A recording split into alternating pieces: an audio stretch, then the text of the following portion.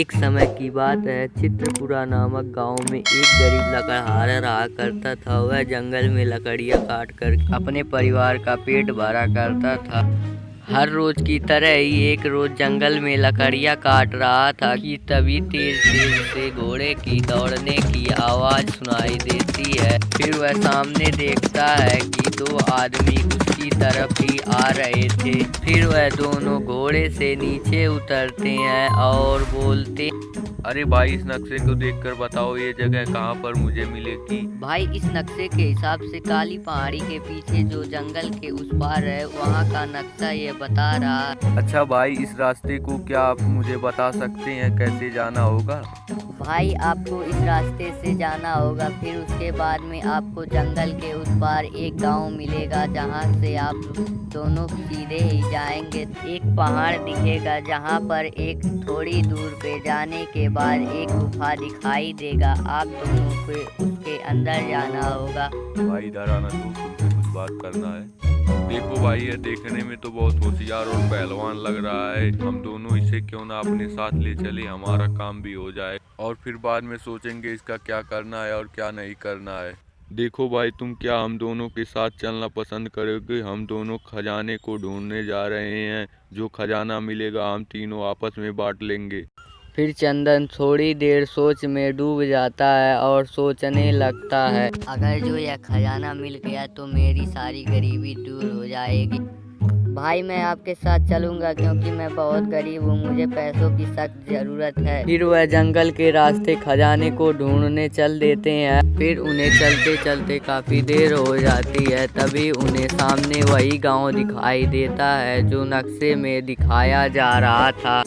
फिर वह तीनों उसी गांव में रहने का निश्चय करते हैं। फिर उस रात वहीं पर खाना खा करके सो जाते हैं। फिर वह अगली सुबह ही पहली किरण के साथ खजाने को ढूंढने निकल जाते हैं। फिर उन्हें चलते चलते काफी देर हो जाती है और वह तीनों एक पेड़ के नीचे आराम करने लगते हैं। फिर तभी एक बाबा वहां पर आते हैं। बेटा, तुम तीनों अपनी जान से क्यों हाथ धोना चाहते हो? क्यों जाना चाहते हो खजाने को ढूंढने? आज तक जो भी गया है वह लौट कर नहीं आया है। बाबा, यह बात आपसे किसने कही? हमने तो अभी तक आपसे कुछ भी नहीं बताया है। बेटा, मुझे सब पता है। तुम तीनों कहाँ से आए हो और किस मकसद से आए हो, मुझे सब पता है। लेकिन बेटा, एक बात हमेशा याद रखना, जो भी इस खजाने को ढूंढने आया है वह आज तक बचकर नहीं गया है। बाबा, इतनी दूर हम लोग खजाने को ढूंढने आए हैं, अब हम तीनों वापस नहीं लौटेंगे। हम तीनों खजाने को लेकर के ही जाएंगे। बेटा, मैं अब कुछ नहीं कर सकता। जो कुछ समझाना था मैंने समझा दिया। आगे तुम्हारी मर्जी। अब तुम क्या करोगे क्या नहीं, मुझसे कोई मतलब नहीं है। हाँ, लेकिन एक बात याद रखना, इस चाबी के बिना वह दरवाजा नहीं खुलेगा। तुम्हें इस चाबी की जरूरत पड़ेगी। बाबा, यह चाबी हमको दे दो। हम तीनों इस चाबी से जा करके वह दरवाजा खोल करके खजाना ले लेंगे। बेटा, चाबी तो मैं दे ही दूंगा, मुझे चाबी देने में कोई ऐतराज नहीं है। लेकिन तुम जब मर जाओगे तो बेटा, मैं एक बार और समझाना चाहता हूँ, तुम तीनों मत जाओ वहाँ पर, अपनी जान से हाथ धो बैठोगे। फिर वह तीनों नहीं मानते हैं और खजाने को ढूंढने निकल जाते हैं। और फिर उन्हें चलते चलते काफी देर हो जाती है और वह एक जंगल में पहुंच जाते हैं जो बहुत ही ज्यादा घना होता है। खजाना मिलते ही इन दोनों को मैं निपटा दूंगा, फिर सारा खजाना मेरा हो जाएगा। एक बार खजाना मिल जाए, इन दोनों को मैं अपने रास्ते से हटा करके सारा खजाना ले लूंगा। एक बार खजाना मिल जाए मेरी सारी गरीबी दूर हो जाएगी और खजाने को हम तीनों आपस में बांट लेंगे। फिर यह सोचते सोचते वह तीनों एक घने जंगल में पहुंच जाते हैं जहां पर बहुत सारे सांपों की फुफकारें सुनाई दे रही होती हैं।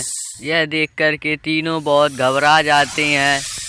फिर वह तीनों देखते हैं कि एक सांपों का झुंड उन्हीं के तरफ आ रहा होता है। तभी वह अपनी जान बचाने के लिए इधर उधर भागने लगते हैं। लौटते समय मुकुल का पैर एक पत्थर के नीचे टकरा जाता है, जिसके कारण मुकुल वहीं पर गिर जाता है। फिर एक सांप उसके पास आकर के उसके पैर में काट लेता है, जिसके कारण उसकी वहीं पर मौत हो जाती है। जैसे तैसे वह दोनों अपनी जान बचा करके जैसे तैसे गुफा तक पहुंच ही जाते हैं। फिर वह गुफा के अंदर देखते हैं तो बहुत सारे आदमियों का कंकाल वहां पर पड़ा हुआ था, जिसे देख करके वह दोनों बहुत ही ज़्यादा घबरा जाते हैं। फिर वह जैसे तैसे हिम्मत करके आगे बढ़ते हैं। एक बार खजाना मिल जाए इसे तो मैं अकेले ही निपटा दूंगा, एक तो निपट ही गया है, मजा ही आ जाएगा। जल्दी जल्दी संतोष आगे बढ़ने लगता है। वह आगे आगे चल रहा था, तभी सामने एक तीरों की बारिश होती है, जिसमें संतोष भी मारा जाता है। फिर छगन देखता है कि वहाँ पर एक खजाने से भरा कोठरी होता है, जिसमें बहुत सारे सोने के सिक्के और जवाहरात होते हैं। यह देख करके वह बहुत ही ज़्यादा खुश होता है और जल्दी जल्दी सारे खजाने को भर करके घर की तरफ निकल जाता है।